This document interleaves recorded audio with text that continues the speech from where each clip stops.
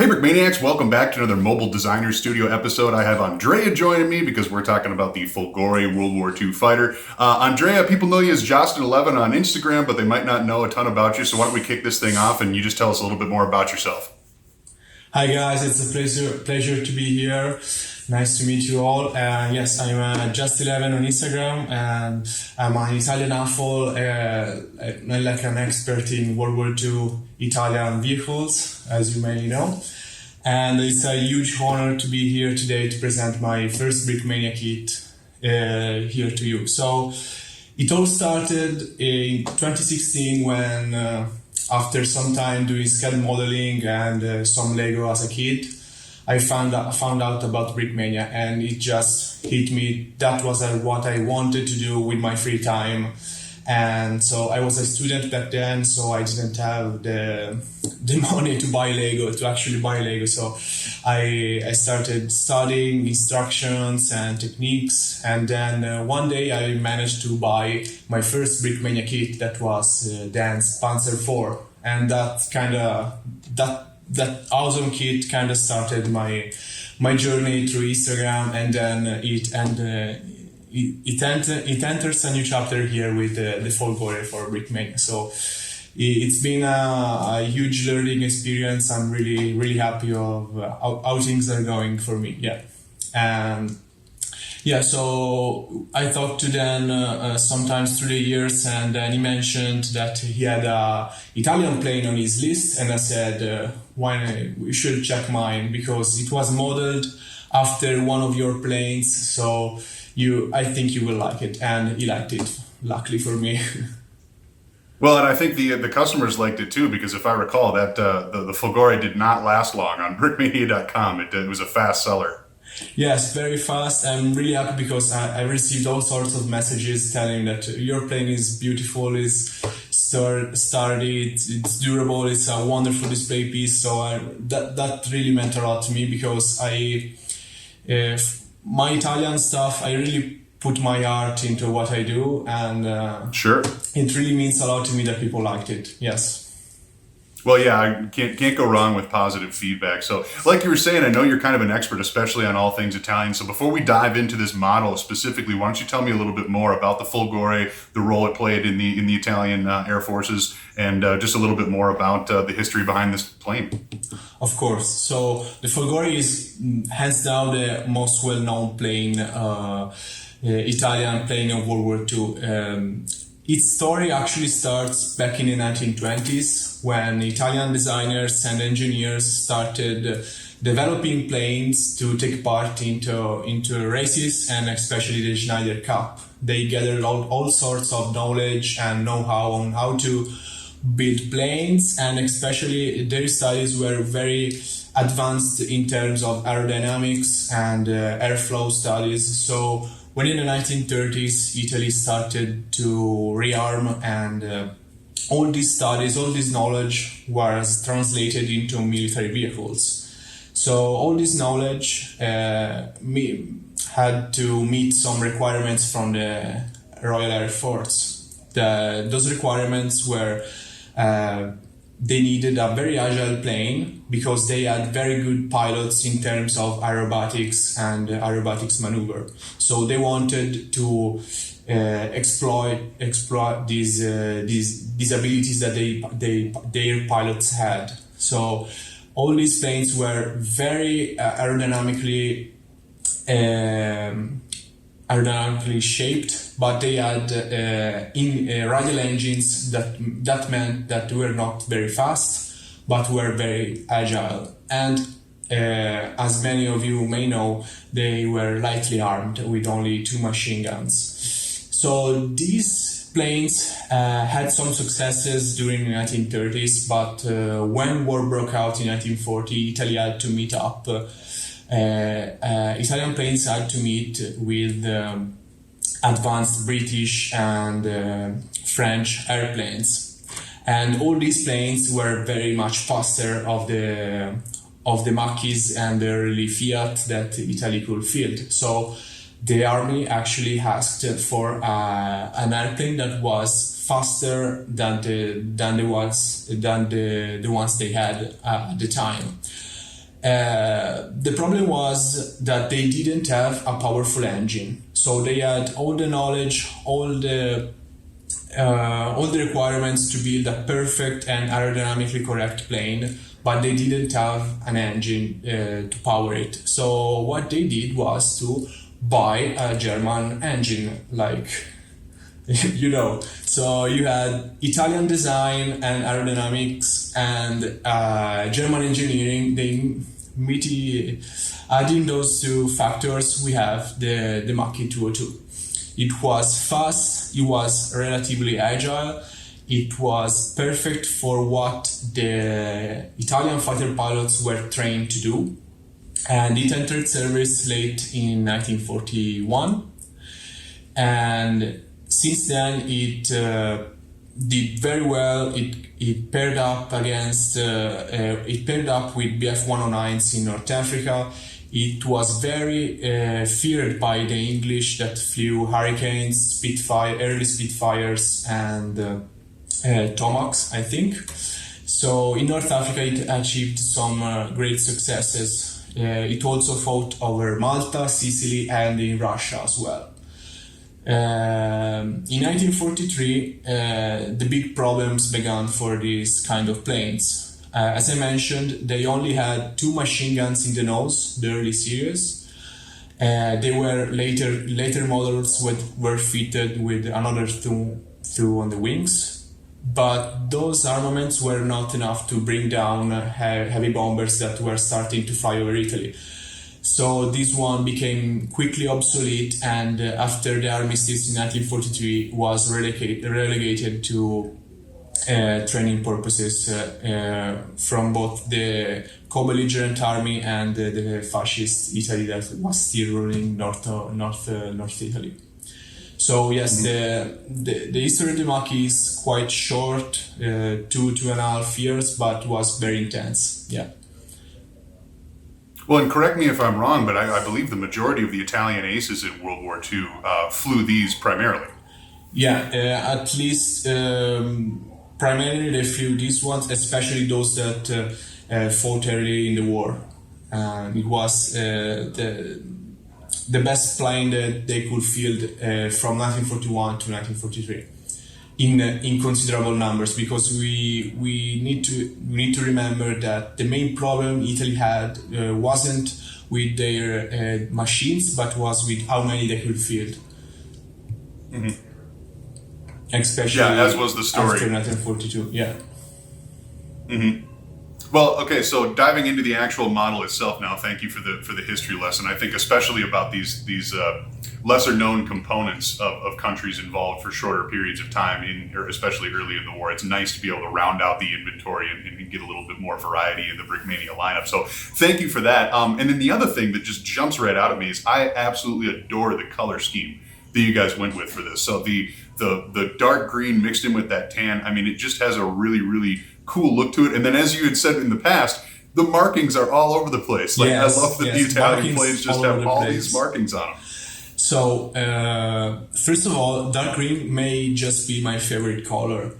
Unluckily, it's not very widely available, as it's quite pricey and not widely available in terms of different parts.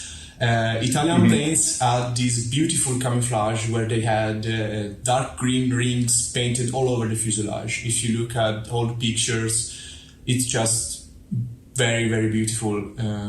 But it's impossible to render in Lego because those rings are very, very thin, and we couldn't print the whole plane. So Lando would have gone crazy with that. So. There were some pictures of field-painted Macchis in the desert that they just used to paintbrush green all over the fuselage, and that's the combination we went for this one. It was really patched, so it wasn't very intense. There wasn't too much green, so we had just sporadic patches of green all over. But it turned out great, and I really love the combination of tan and dark green. And as we mentioned, there are tons of markings on Italian planes. So if you want, I can show you some some of please the do. printed parts and the markings. So spinning propeller, we have the first is the printed intake of the earth intake in here. This is printed.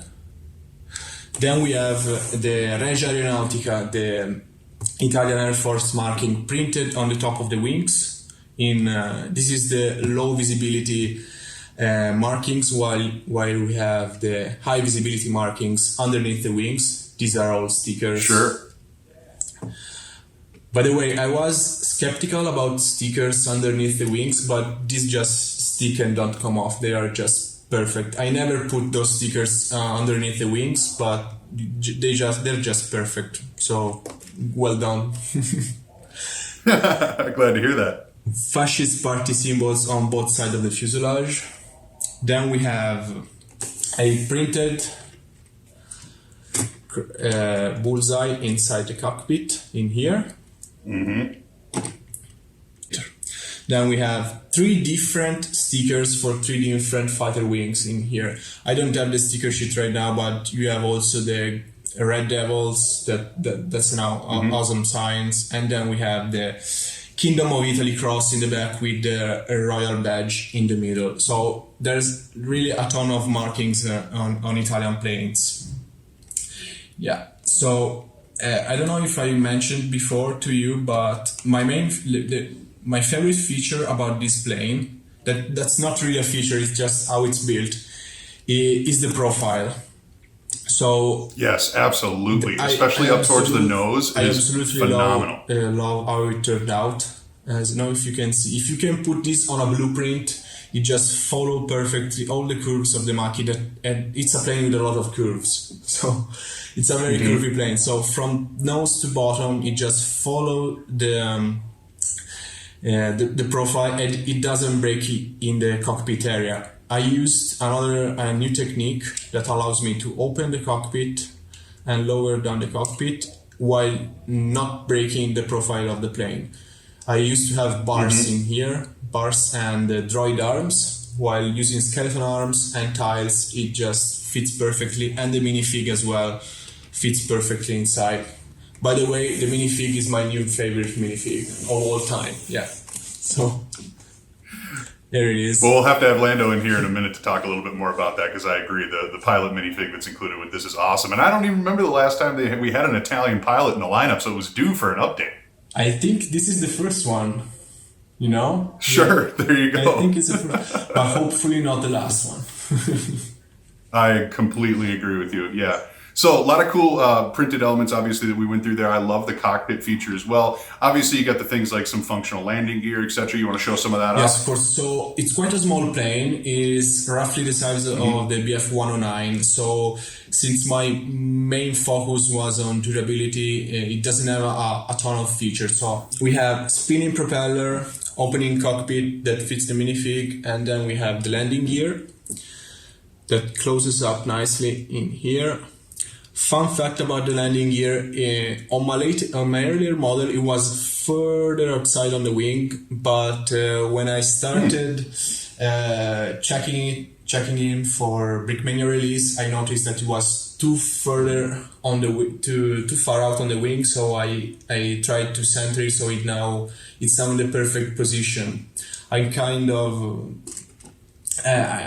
I just want to fit it perfectly. I want my models to fit perfectly with the blueprints. That's one of the...